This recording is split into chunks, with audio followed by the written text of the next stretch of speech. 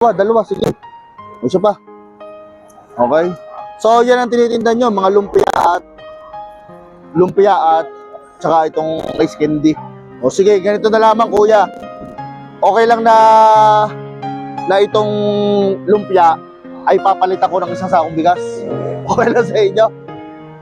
O yun na yung babayad nyo, isang sakong bigas. Kaya nyo dalhin sa inyo. Talawig na lang din. O sige, saglit lang ha. Ay, babayad ko ha. Salamat po. Saan dito? Akakain mo na lamang diretso hanggang bahay nyo ha para safe ka makarating. Salamat Okay, po. so ingat ka ha. Opo.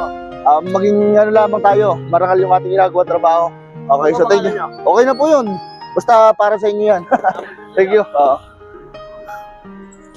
Patuloy lang ako magbibigay ng kasiyahan sa inyong lahat mga katropa. Kung gusto nyo magkaroon ng GCash para may pambili kayo ng bigas, ilalagay ko yung link sa may comment section at mag-register lang kayo. Ako nang bahala sa inyo.